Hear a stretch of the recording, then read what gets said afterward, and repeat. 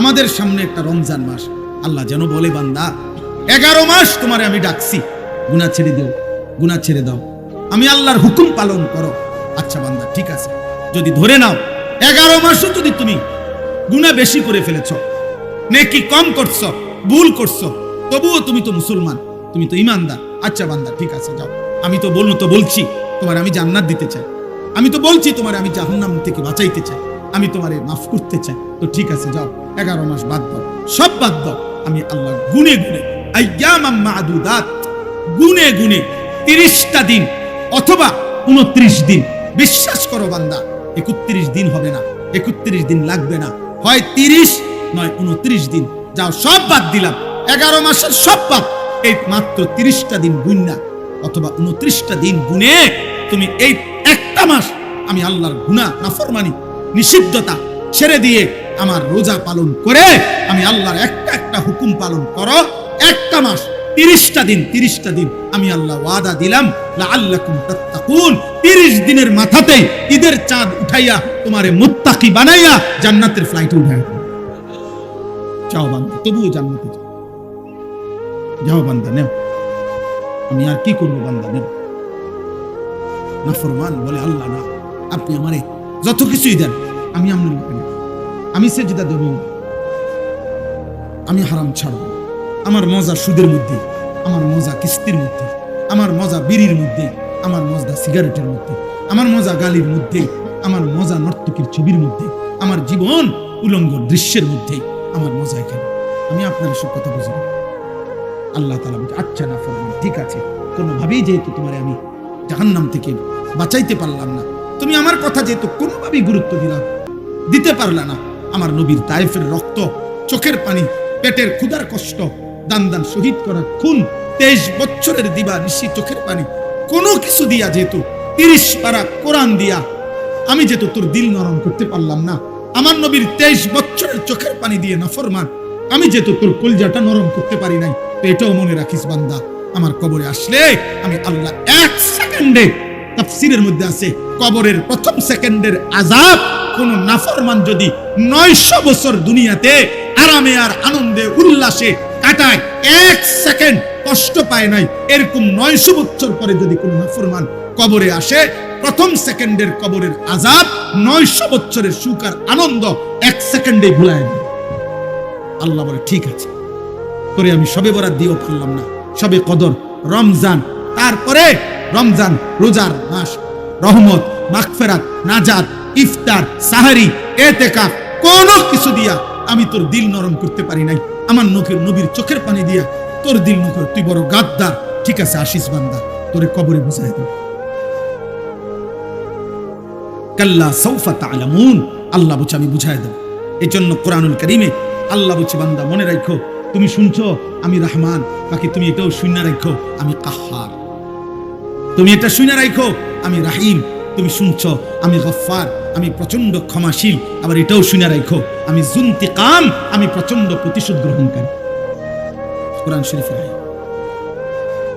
মাফ যেমন করি অনেক, শাস্তিও দেই অনেক, শাস্তিও দিই। ফায়াউমা ইদিল লা ইউআযিবু আযাবাহু আহাদ, আল্লাহ বলেন আমার শাস্তির মতো বেশি শাস্তি তোমাকে আর কেউ দিবে না। ওয়ালা ইউসিকু ওয়াসাকাহু আহাদ, নাফরমান আমি আল্লাহর বাঁধনের চাইতে শক্ত বাঁধা জাহান্নামে তোকে আর কেউ বাঁধবে না। চলেন, এই জন্য ভারসাম্য আনে, একজন যুবক ভাই, তোমার উপরে তুমি দয়া করো, তোমার উপরে রহম করো, বা কেউ তোমার মনে রাখবেন, কারো হাতে সময় নাই, আবারও বলছি, নষ্ট হইও না, চরিত্রহীন হইও না, কারো পিছনে নিজের আখিরাত নষ্ট করো, কারো পিছনে, বন্ধুর পিছনে না, কারো, যার সাথে গেলে, যার সাথে চললে আল্লাহ ভুলা হয়ে যায়, নামাজ ভুলা হয়, আখিরাত ভুলে যায়, তার সাথে চলবে, বন্ধু হোক, নেতা হোক, কর্মী হোক, আত্মীয় হোক, স্বজন হোক, আপন হোক, ওরে ছাড়ো, ওরে ছাড়ো আব্বা, ওরে ছাড়ো, তোমার উপরে তুমি দয়া করো, আল্লাহ প্রত্যেককে কবুল করো, আল্লাহ প্রত্যেককে আখিরাতের ফিকির দান করো। মাহে রমজান ইনশাআল্লাহ আমাদের জীবনটা যেন পরিবর্তন হয়, এই আশা নিয়ে রমজানের জন্য আমরা প্রতিদিন দোয়া করব, আল্লাহ রমজান যেন আমি জীবনে পাই, আরেকটা রমজান সামনে চলে আসছে, আমারে আল্লাহ হায়াতটা ভিক্ষা দেন, আল্লাহুম্মা বারিক লানা ফি রাজাব ওয়া শাবান ওয়া বাল্লিগনা রমাদান, আল্লাহ রমজান পর্যন্ত পৌঁছায়েন, এত কাছে আইনা কবরে নিয়েন না, বলেন আমিন। বলেন আমিন। আমি আহ্বান করি।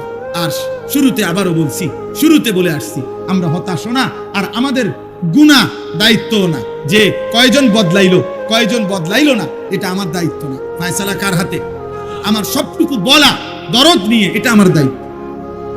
কত ভাবে জাহান্নাম থেকে মুক্তি দিতে চায়, কত ভাবে চায় আল্লাহ যে বান্দা তুমি এটা করো, ওইটা করো, এই রাত্রটা জাগো, গুনাহ মাফ করে দেব, এই দিনটা জাগো, গুনাহ মাফ করে দেব, তুমি জুমার নামাজের দিন আসো, আমি গুনাহ মাফ করে দেব, তুমি বৃহস্পতিবার দিবাগত রাতে আমার জন্য সেজদা দাও, আমি তোমারে মাফ করে দেব, তুমি লাইলাতুল বারাত, একটা রাত শবে বরাত তুমি আমার বন্দিগি করো, চোখের পানি ফেলো, আমি মাফ করে দেব, তুমি শবে কদরে আসো, আমি তোমারে মাফ করে দেব, তুমি রমজানের প্রত্যেক মিনিট মিনিট সেকেন্ড সেকেন্ড আমার কাছে চোখের পানি ফেলো, আমি তোমারে মাফ করে দেব। মূলত আমি চাই বান্দা কোনো না কোনো ভাবে তোমারে জান্নাত দিতে, কিন্তু তুমি এমন করছো কেন? তুমি এমন করছো 365 দিনে, এক বছরে কোনোদিনও তুমি ফজরের নামাজ পড়বা না? তুমি মানুষের বাচ্চা, তুমি মুসলমানের ঘরে জন্ম নিছো।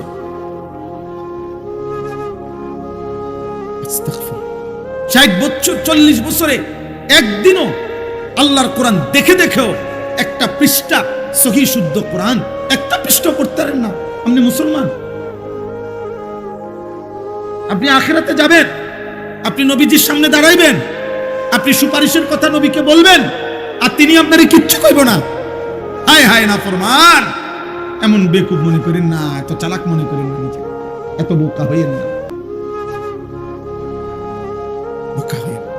নবী সাল্লাল্লাহু আলাইহি ওয়াসাল্লামের সুপারিশ, এ কথার মানে কি? আপনি আবার জিজ্ঞাসা করুন, সুপারিশ মানে কি? কোনো কাগজ নাই, কোনো কিছু দেখাইতে হবে না, কোনো নিয়ম কানুন নাই, আপনি শুধু বিড়ি খাইতে খাইতে, আপনি শুধু সুদ খাইতে খাইতে, আপনি শুধু কিস্তি নিতে নিতে, আপনি টেলিভিশনের নর্তকী দেখতে দেখতে, আপনি গালি দিতে দিতে কবরে যাবেন, হাসরের ময়দানে দাঁড়াবেন, নবী আপনারে জান্নাতে ঢুকাই দিব। এই তো না, এই তো সুপারিশ।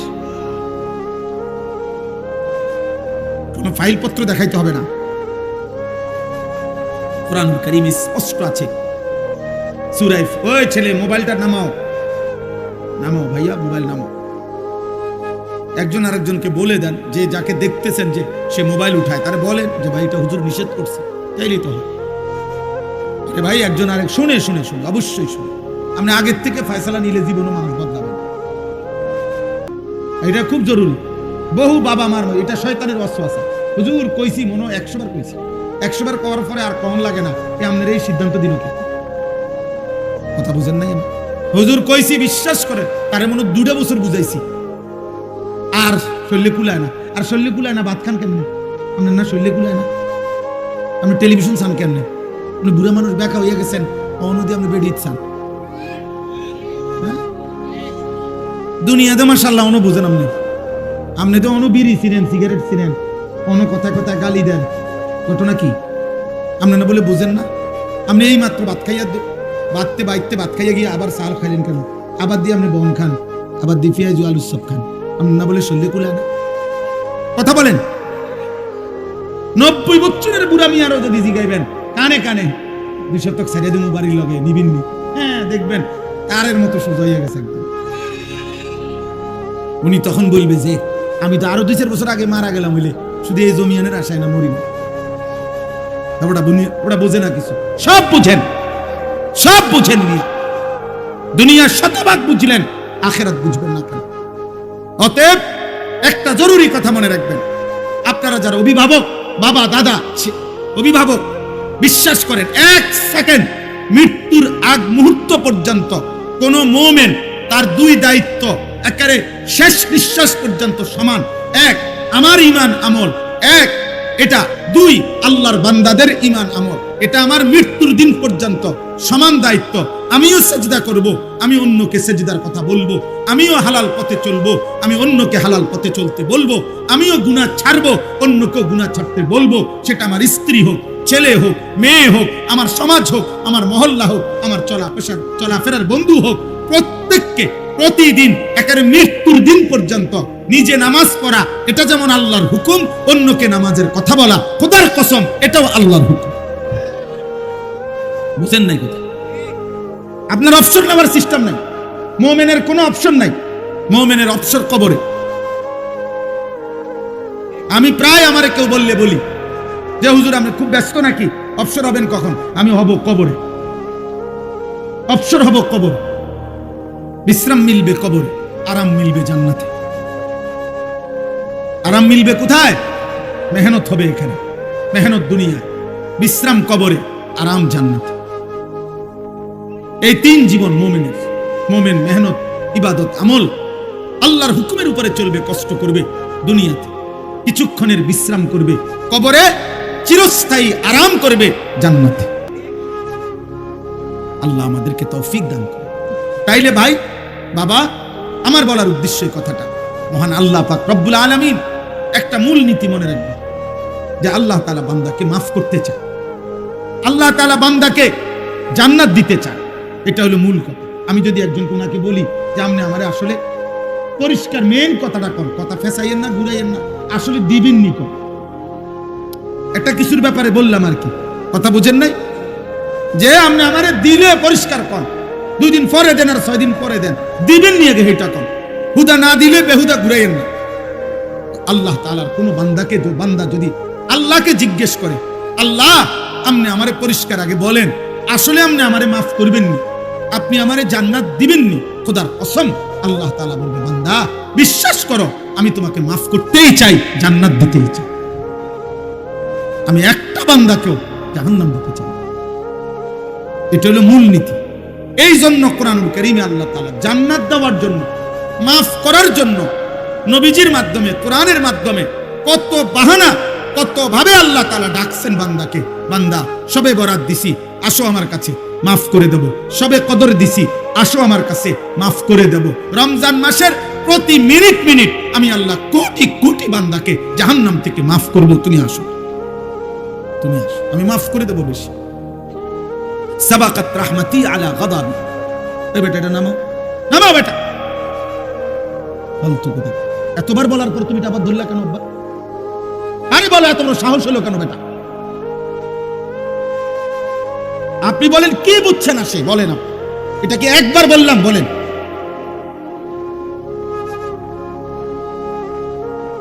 প্রচন্ড সাহসী তোমরা। মূল বিষয় হলো তোমাদের অনেক ছেলে আব্বা কোনোভাবে তোমরা বুঝতেছ না, বুঝতেছ না, দীর্ঘদিনের গুনাহ, দীর্ঘদিনের অসভ্যতা তোমাদের শরীর এমন চাপছে যে মজবুত হয়ে গেছে, এই দিল আর কোনোভাবেই মরে না। মনে রাখো বাপ, আবারও বলি, কারো জন্য কেউ আটকায় না।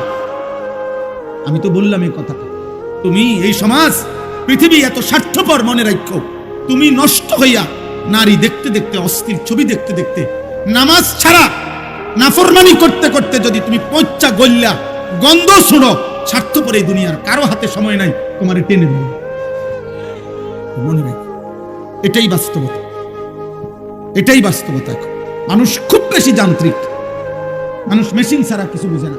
মানুষ আধুনিকতার এক যুগ আমরা এখন আছি, যেখানে প্রত্যেকটা মানুষ আর কত দ্রুত, আর কত আধুনিক, আর কত উন্নত মেশিন আছে, আর কি আছে দেখো, আর কি আছে দেখো, আর কি আছে। দুনিয়া আরো ভোগ করবো, আরো মজাদার, আরো লোভনীয়, আরো আকর্ষণীয়, আরো ডিজাইন করো, আরো ডিজাইন করো।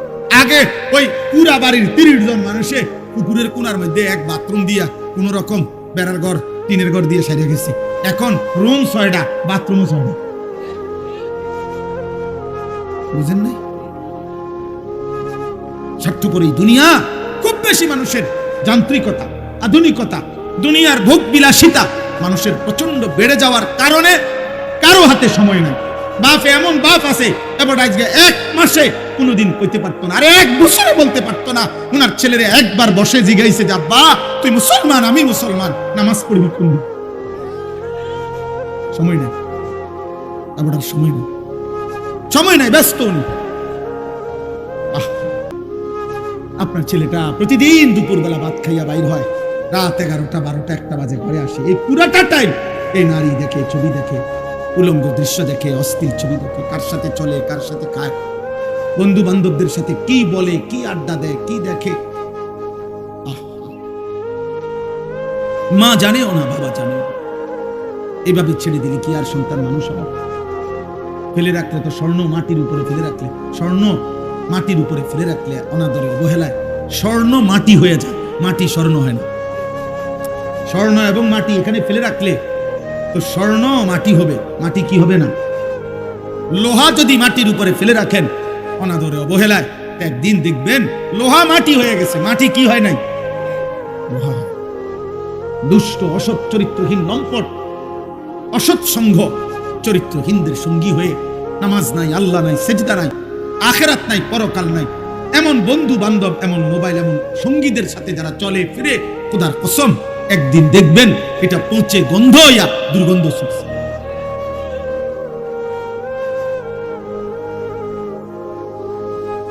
আল্লাহ আমাদেরকে মাফ করে দেন। আমি প্রথাগতভাবে বয়ান করি না, স্বাভাবিকভাবে, শুধুমাত্র আবারও বলছি, শুধু ওয়াজের জন্য আমি ওয়াজ করি না, এটা আমার আগের দিকে বলছি। আমি আপনাকে ভাবাইতে চাই এতটুকু যে আপনার বিবেকে কোনো একজন, আমি কোনো প্রার্থী না, আমার কোনো মার্কা নাই, কোনো মার্কার পক্ষে আমি প্রচারণাও করি না, আমি বুঝি না, আসলেই বুঝি না। আমি এজন্য বিশ্বাস করি যে আমার ব্যাপক জনসমর্থন দরকার নাই। আমি সমর্থন দিয়ে কিতা করি? আমি তো ভোটে দাঁড়াইছি না, আবার সামনের লাগে আস্তে আস্তে প্রস্তুতি নিতেছি, এমন মানসিকতা এক জাররাও আমার নাই যে ধীরে ধীরে মাঠ তৈরি করতেছি। না না, মাঠও না, আমার উড়ানোর দরকার নেই। আমি মরে গেলে আমি গেলাম গা, আপনি মরে গেলে আপনি গেলেন, কে রাখে কার খবর? কে রাখে কার? কে কার খবর রাখে? আহা, আপনারা বলেন, আপনারা এখানে যারা বসে আছেন, আপনারা আপনাদের দাদার দাদার নাম বলেন, বুঝেন না? জিজ্ঞাসা করেন, তাহলে আমি আমার দাদার দাদা, আমার দাদার দাদা কি 3000 বছর আগের মানুষ? তো আমি তার নাম জানি না কেন? আমার দাদার দাদা যদি এখন আইসা আমগো বাড়ির সামনে দিয়ে আইটা যায়, আমি চিনমুনি হব না? তাহলে স্বার্থপর এই দুনিয়া চিনি করি? দুনিয়া কারে মনে রাখছে রে আব্বা? কারে মনে রাখছে? আমি কেন আমার আখিরাত নষ্ট করে দুনিয়া সাজাবো কেন? হ্যাঁ, আমি কেন সুদের টাকা দিয়া, আমি কেন কিস্তির টাকা দিয়া বিল্ডিং করতে হবে আমার ফুতের লাগা? আমি যদ্দূর পারি মারি ফালাইয়া গেলাম, আমার ফুতে আইসা ঘর করবে, আমার এরপরে নাতি আইসা আস্তর করবে, অসুবিধা কি? বুঝেন নাই কথা? আমি কেন আমার আখিরাত বরবাদ করব? মাটির উপরের ঘর তো 3 পুরুষে সাজাইতে পারে। মাটির উপরের ঘর দাদা মাড়ি ফালাইয়া গেছে, ফুতে আইয়া ঘর করছে, এরপরে নাতি আইসা ফার্নিচার আস্তর কইরা বাড়ি ঘরটা সুন্দর করছে। 3 পুরুষ মিলে, দাদা, ছেলে, নাতি, 3 জনে মিলে হইতে পারে মাটির উপরের ঘর সাজাইছে। কিন্তু খোদার কসম, আমার আপনার মাটির নিচে তো আরেকটা ঘর আছে, সেই ঘরের নাম কবর। ওইটা আমারটা আমি না সাজাইলে আমার পুতেও পারবে না, আমার নাতিও দেবে না। আমার ঘর মাটির নিচে যেটা, ওইটা তো আমি একা সাজাইতে হবে। আর মাটির উপরে আমার ঘর তো ইচ্ছা করলে বাকিটা আমার ফুতে করবে, বাকিটা আমার নাতি করবে। আমার আব্বা 2015 সালে আগস্ট মাসে আমার আব্বা ইন্তেকাল করছে। আমরা 5 ভাই, আমার আব্বা ইন্তেকালের সময় আমরা 5 ভাইয়ের একজনেরও কোনো ঘর দুয়ার জায়গা জমি কিচ্ছু ছিল না, কিছুই ছিল না। কিন্তু আমরা 5 ভাইকে আব্বা আলেম বানাইছে। 5 ভাই আব্বার জীবদ্দশায় আলেম হয়েছে, আলহামদুলিল্লাহ। ঠিক 2015 সাল থেকে 2024, 9 বছরের ব্যবধানে বরাবর 2024 সালের আগেই আমরা 5 ভাই আলাদা জায়গাও কিনছি, আলাদা বিল্ডিংও কিনছি, সোফাও বানাইছি, ফার্নিচারও বানাইছি। আমগো ঘরেও ফ্রিজ আছে, সোফা আছে, কাঁচের প্লেট আছে, বাথরুমে বালতি আছে, বালতির লগে মগ আছে, বদনাও আছে, লোডাও আছে। এটি কোনো আশ্চর্য কিছু না। সোফা একসেট বানানোর লাগিয়া আব্বা জীবিত থাকতে হবে, এটা জরুরি না। চেয়ার বানাইতে লাগিয়া এত মিশা কথা কোন লাগে না। না, 1 ডজন কাঁচের প্লেট কিনতে এত টাকা সুদ খাইতে হয় না। না না, টাইলস কদ্দুর লাগাইতে এত কিস্তি নন লাগে না। এত মিথ্যা তো বাটপারি করে আমি কি করলেন? ইটা বানাইলেন আমি সোফা একসেট, চেয়ার আর একটা ডাইনিং টেবিল, আর তো জায়গায় না আরেকটা থইবেন কো? এতটুকুই দুনিয়া, এতটুকুর জন্য অনন্তকালের আখিরাত ত্যাগ করলেন। কবরের এই লম্বা জীবন শেষ করে দিলেন। মালিক কোরআন কারীমের মধ্যে আছে, প্রত্যেক জাহান্নামী পাপী হাসরের দিন জাহান্নামের দৃশ্য দেখে, আযাবের দৃশ্য দেখে আল্লাহকে বলবে, আল্লাহ রব্বানা আবসারনা ওয়া সামি'না ফারজি'না না'মাল সালিহান ইন্না মুকিনুন। আল্লাহ, আজ হাসরের ময়দানে আইসা আমি জাহান্নাম দেখে আমি সম্পূর্ণ নিজ চোখে দেখলাম, শুনলাম, বিশ্বাস করলাম আখিরাত সত্য। অতএব এখন আমারে হাসরের ময়দান থেকে দুনিয়ার জীবনে একটু পাঠান, আমি নেক আমল করব। কসম খোদার, আল্লাহ কোরআনে বলে, আল্লাহ সেদিন বলবে, হে বেঈমান, হে নাফরমান, ওয়ালাউ শি'না লাআতাইনা কুল্লা নাফসিন হুদাহা। আরে নাফরমান, আমি তো চাইলে দুনিয়ার হায়াত থাকতেই আমি জাহান্নাম 1 সেকেন্ড, কবরের আযাবের 1 সেকেন্ড দেখাইয়া তখনও তো ইচ্ছা করলে তোরে দিয়ে আমি সেজদা দেওয়াইতে পারতাম, কিন্তু আমি তো চেয়েছিলাম না দেখে সেজদা দিবি কিনা, বিনিময়ে জান্নাত দেব। তুমি তো আমারে প্রত্যাখ্যান করলা। আজ আমি আল্লাহ তোমাকে ভুলে গেলাম, তোমার অন্য কোনো আব্বা থাকলে তুমি ডাক দাও। কোরআন বলছে, আল্লাহ বলছে, ইন্না নাসিনাকুম, বেঈমান আজ তোকে আমি ভুলে গেলাম। যা পুরা হাসরের ময়দান তালাশ কর, তোর কোন বাপ আছে কিনা, তোরে আজ রক্ষা করবে। যা। কোরআন হাদিস আল্লাহ নবী বলছে, আল্লাহ পাক বলবে, বান্দা যাও পুরা হাসরের ময়দান তালাশ করো, আমাকে বাদ দিয়ে তোমারে বাঁচাবে এমন কে আছে, নিয়ে আসো। তাইলে আল্লাহ চাইলে কবরের আযাব এখন আমগরে দেখাইতে পারে না? আল্লাহ চাইলে জাহান্নামের দৃশ্য আমগরে 1 সেকেন্ড দেখাইতে পারে? এই জন্য ভাইয়া আফসোস তো করতে হবে, আফসোস তো করতে হবে। এত ওলামাদের কথা, জুমার নামাজের বয়ান, এত কিছু বৃথা, বেহুদা, মিথ্যা কথা, অযৌক্তিক কথা চলেন। অতএব আমি আর লম্বা করতে চাচ্ছি না। আমার এই মূল প্রথম কথা এটা, এতটুকু কথাই মনে করা।